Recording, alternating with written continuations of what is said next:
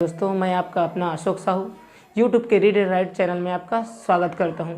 आज का हमारा मुख्य विषय है हिंदी व्याकरण के अंतर्गत समास, जिसमें हम आपको बताएंगे समास के भेद, पदों की प्रधानता के आधार पर उनका वर्गीकरण एवं उनको पहचानने के बहुत ही आसान तरीके। समास का शाब्दिक अर्थ है संक्षिप्त। समास प्रक्रिया में शब्दों का संक्षिप्तीकरण किया जाता है। समास को पढ़ने से पहले हमको समस्त पद और समास विग्रह को जान लेना जरूरी है। जैसे समस्त पद क्या है? समास के नियमों से बना शब्द समस्त पद या समासिक पद कहलाता है। और समास विग्रह क्या है? समस्त पद के सभी पदों को अलग अलग किए जाने की प्रक्रिया समास विग्रह कहलाती है। जैसे नीलकमल का विग्रह नीला है जो कमल, है ना। तो समास क्या है? दो अथवा दो से अधिक शब्दों से मिलकर बने हुए नए सार्थक शब्दों को समास कहते हैं। समास रचना में प्रायः दो पद होते हैं। पहले पद को पूर्व पद और दूसरे पद को उत्तर पद कहा जाता है। जैसे राजपुत्र में पहला पूर्व पद राज है और उत्तर पद पुत्र है। तो आइए देखते हैं हम समास के भेद। समास के मुख्यतः 6 भेद होते हैं। पहला अव्ययी भाव समास, दूसरा तत्पुरुष समास, तीसरा कर्मधारय समास, चौथा द्विगु समास, पांचवा द्वंद्व समास और छठवां है बहुव्रीहि समास। पदों की प्रधानता के आधार पर समास का वर्गीकरण। पूर्व पद प्रधान अव्ययी भाव समास, उत्तर पद प्रधान तत्पुरुष समास, कर्मधारय समास, द्विगु समास, दोनों पद प्रधान द्वंद्व समास, दोनों पद अप्रधान बहुव्रीहि समास। इसमें कोई तीसरा पद प्रधान होता है। अव्ययी भाव समास, जिस समास का पूर्व पद प्रधान हो और वह अव्यय हो, अव्ययी भाव समास कहलाता है।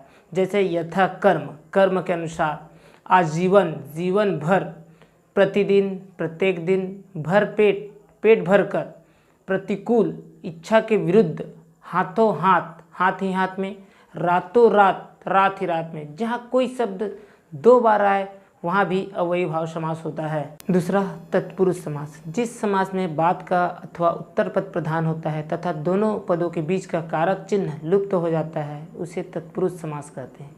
विभक्ति के नाम के अनुसार तत्पुरुष समास के 6 भेद होते हैं। कर्म तत्पुरुष द्वितीया, करण तत्पुरुष तृतीया, संप्रदान तत्पुरुष चतुर्थी, अपदान तत्पुरुष पंचमी, संबंध तत्पुरुष षष्ठी, अधिकरण तत्पुरुष सप्तमी। कर्म तत्पुरुष को का लोप हो जाता है। जैसे यश को प्राप्त, यश प्राप्त। करण तत्पुरुष से के द्वारा का लोप हो जाता है। करुणा से पूर्ण, करुणा पूर्ण। संप्रदान तत्पुरुष प्रयोग के लिए शाला, के लिए का लोप। अपदान तत्पुरुष धन से हीन, धनहीन से का लोप। राजा का कुमार, राजकुमार का लोप। संबंध तत्पुरुष पुरुषों में उत्तम में का लोप। अधिकरण तत्पुरुष। न यह समास, एक न यह समास भी तत्पुरुष समास के अंतर्गत आता है। जिस समास के पूर्व पद में निषेध सूचक या नकारात्मक शब्द लगे हों, न यह तत्पुरुष समास कहलाता है। जैसे अधर्म, न धर्म, नापसंद, न पसंद। तीसरा कर्मधारय समास, जिस समास का उत्तर पद प्रधान हो और पूर्व पद व उत्तर पद में विशेषण विशेष से अथवा उपमान उपमेय का संबंध हो, कर्मधारय समास कहलाता है। जैसे चंद्रमुख, चंद्र के समान मुख। प्राण प्रिय, प्राणों के समान प्रिय। और चौथा है द्विगु समास, जिस समस्त पद का पूर्व पद संख्यावाचक विशेषण हो वह द्विगु समास कहलाता है। जैसे नवरात्र, नवरात्रियों का समूह। दोपहर, दोपहरों का समूह। पांचवा है द्वंद्व समास, जिस समस्त पद के दोनों पद प्रधान हो तथा विग्रह करने पर और अथवा या एवं लगता हो वहाँ द्वंद्व समास होता है। द्वंद्व समास में दोनों पदों के बीच प्रायः योजक चिन्ह का प्रयोग होता है। जैसे नदी नाले, नदी और नाले। पाप पुण्य, पाप और पुण्य। ठंडा गर्म, ठंडा और गर्म। बहुव्रीहि समास, जिस समस्त पद में कोई पद प्रधान नहीं होता, दोनों पद मिलकर किसी तीसरे पद की ओर संकेत करते हैं, वहाँ बहुव्रीहि समास होता है। जैसे नीलकंठ, नीला है कंठ जिसका अर्थात शिव। पीताम्बर, पीला है अंबर जिसका अर्थात श्री कृष्ण। दशानन, 10 है आनंद जिसके रावण।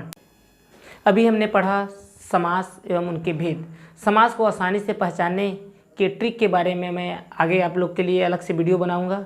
अगर आपको मेरा ये वीडियो पसंद आया तो लाइक, शेयर एवं सब्सक्राइब करना ना भूलें। बेल आइकन को प्रेस करें ताकि हमारा अगला वीडियो आपके आसानी से प्राप्त हो सके। धन्यवाद।